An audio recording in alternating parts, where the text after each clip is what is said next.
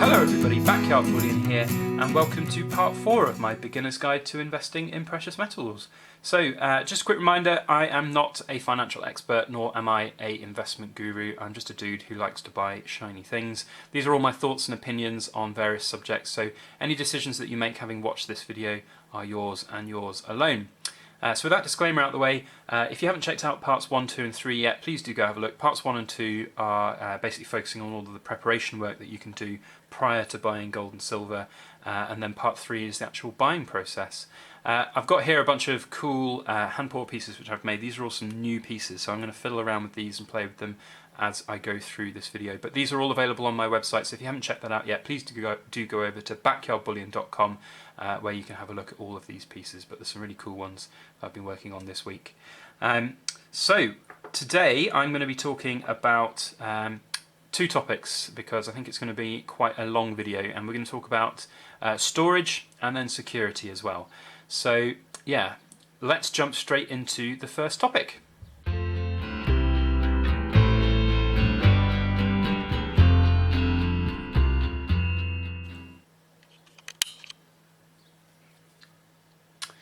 So the first topic in today's video is going to be looking at storage. Now, storage is a really important topic to talk about, because it's one that's very important depending on the type of kind of investing that you're looking to do.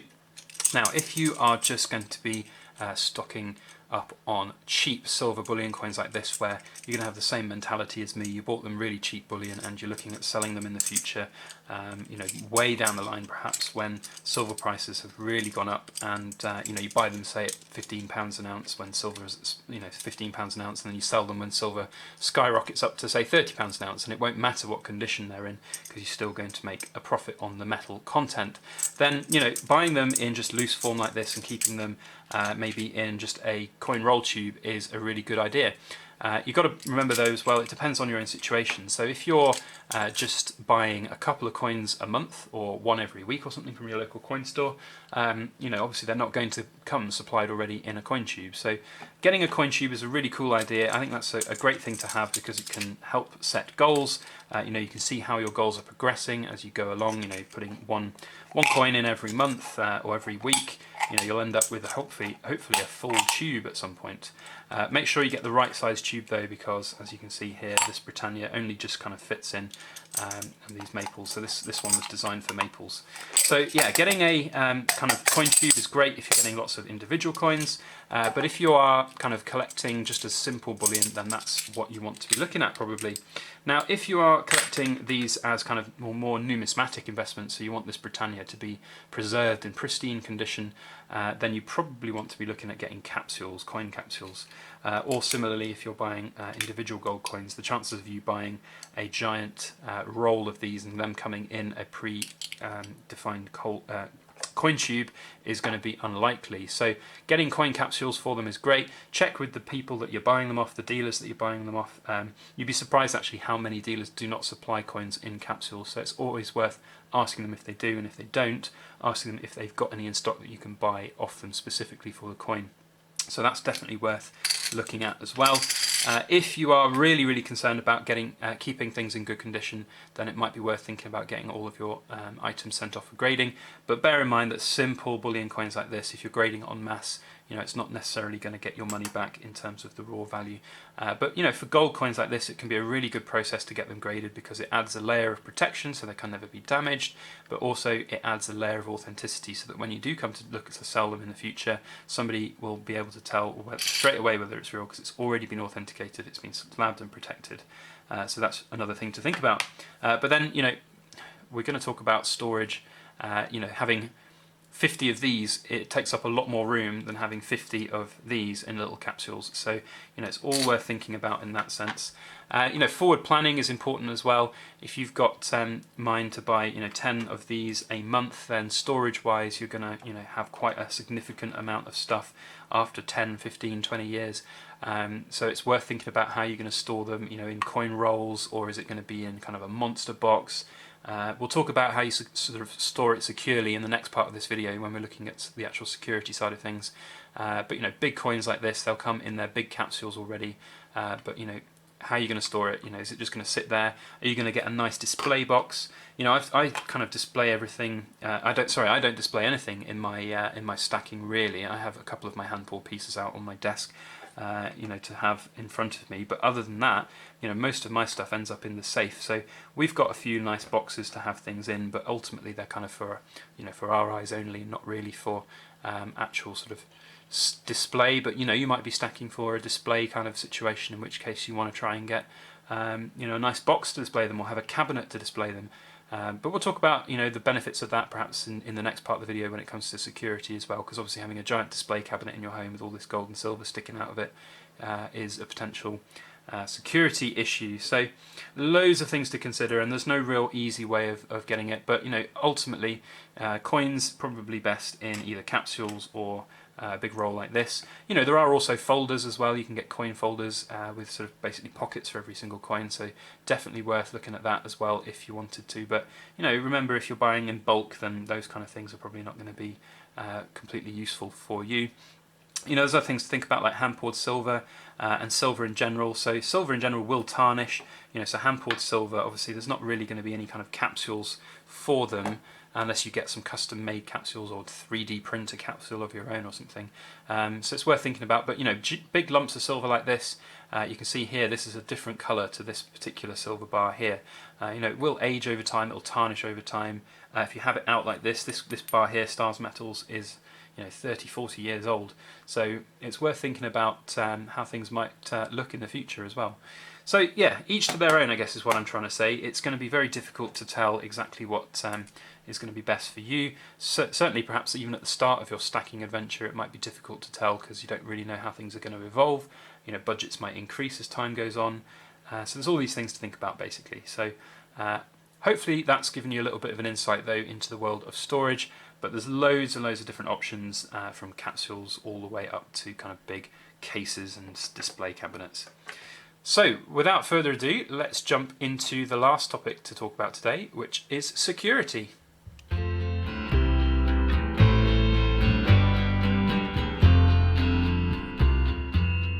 So security, now this is a really, really interesting topic, and also a really divisive topic, because there's so many different thoughts and opinions on it. So do remember, when you're watching this is just my own thoughts and opinions. Also, this is going to be based on me being a UK resident and living in the UK. You know, security is a very different matter, I think, for different countries. And obviously, you know, you've got the factors to think about in the USA, where you have the right to have firearms and things, and all those types of things to talk about home security. And you know, I'm not a home security expert, but there are certain things that you can do, obviously, to protect your home and protect yourself, even if you are not a firearms type person. Now, security, I think, starts at home. Obviously, you've got to have, you know, a nice secure house, so make sure you've got good secure windows and doors and all of those types of things for your house. You know, that's a simple thing. You know, every house has valuable things in it, whether it's computers, laptops, phones, TVs, stereo systems, all of those types of things. And if you're buying precious metals like this, gold and silver, then obviously you're going to be having some new valuable things in the house as well. But the advantage is that these are less obvious, and they're also less common, so your common thief and burglar is not necessarily going to expect to find gold and silver bullion hidden away in everybody's house. Now, one thing which I think is always a really important thing to think about and have is a safe. Now, a safe is a really important thing for a number of reasons. Now, I'll talk about the obvious reasons. So if somebody breaks into your house, then having a safe is great. It's another barrier for them getting into where all your valuables are. Let's talk a little bit about what actually happens when somebody burgles your house. Now, if you've taken some good steps to protect your house, you know, you've got some nice doors, you've got some strong windows, and you've maybe got a security system, alarm, or an alarm box, or you've got, you know, whatever it might be, you know, good neighbours to look after your house or look in on your house when you're gone. The chances of you even getting burgled in the first place are drastically reduced. So, you know, having good strong door, good strong windows, double glazed windows, a security system visible on the outside is good. Although, you know, having a security system on the outside may be a little bit of a trigger for somebody to think, I don't know, have they got something to hide? So it's kind of based on your neighbourhood, really. But, you know, if you've got a nice secure house and somebody does manage to break in, the chances are they're not going to be in your house for very long.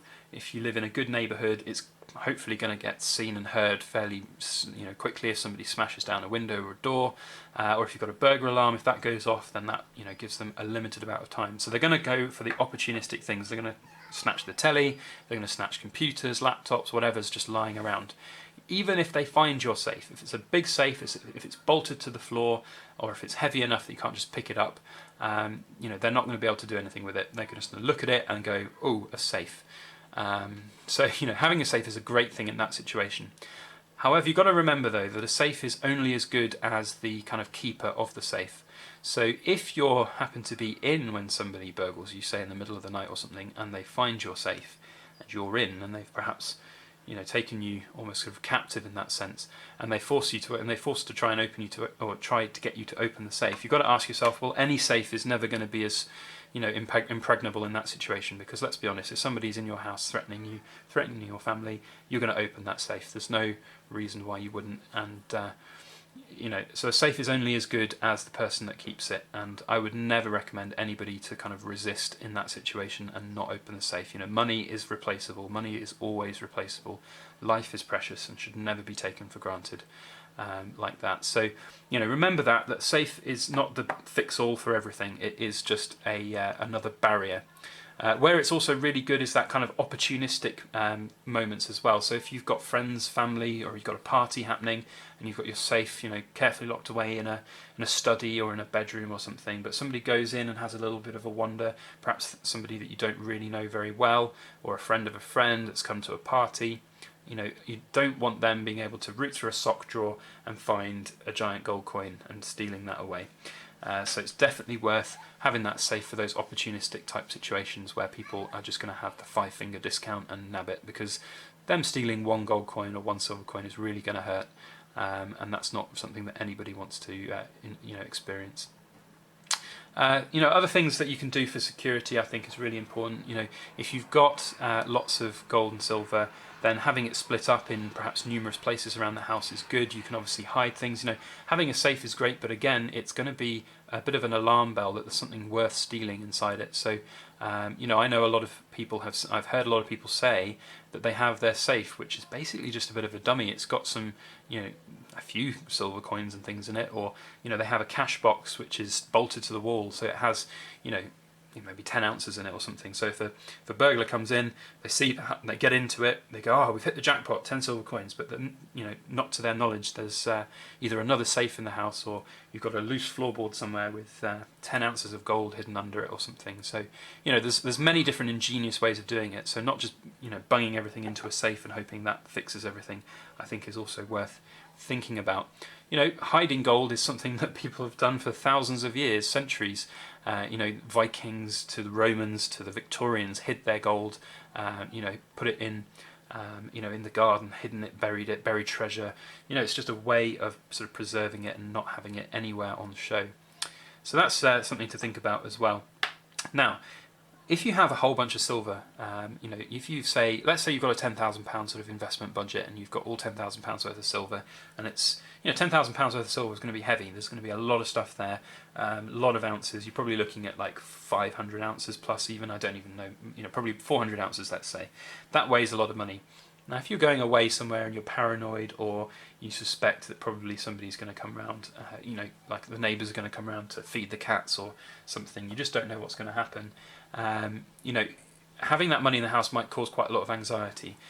If you happen to have an investment in gold, for example, then £10,000 worth of gold is potentially like 10 1-ounce coins, or 40 of these little coins. Now, 40 of these coins is very much easier to move around, and I would argue that even if you're going on holiday somewhere, you could probably just stick these in your suitcase or your luggage or your personal possessions, and you could take them with you and you wouldn't have to worry about them. And even if somebody did break into your house, you know that your gold is all safe and secure. So there's lots of benefits to having kind of a gold investment like that, and really sort of looking at that in all of the different options that there might be. Security also starts with you personally. I haven't really talked much about this, and this is going to seem a little bit hypocritical, but keeping your kind of precious metal investments, a secret or private is quite important.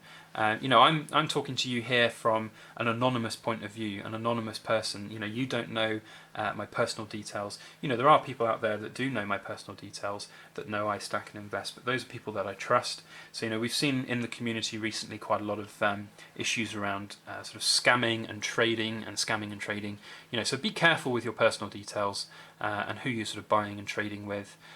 Try not to kind of flout it around the neighbourhood as well. You know, and it's one thing making these videos and sharing all of my, you know, stack and wealth with you guys, but you know, it's about security, and you know, I feel comfortable enough in my sort of security setup that that's not going to be an issue at all. You know, so it's worth thinking about, definitely, and you know, telling your friends and family about these kind of things is great. It feels great to sort of tell them all about the gold and silver, but do remember that, you know, friends and family are probably the most likely people that will have that little 5-finger discount and take something when they know that you're not looking. So it's definitely worth considering. So that's about it. You know, I said it's a divisive topic. There's going to be lots of different opinions on it. So if there's anything you're thinking about which I have said which you don't agree with, please do comment. Also comment on the various different security measures and setups that you've taken yourself. That would be really beneficial to everybody who's going to watch this video and look at the comment section as well. If you like this video, it'd be really great if you could put a thumbs up on it and share it around through all of your social media. That would be fantastic. And if you haven't subscribed to my channel already, please make sure you hit that subscribe button.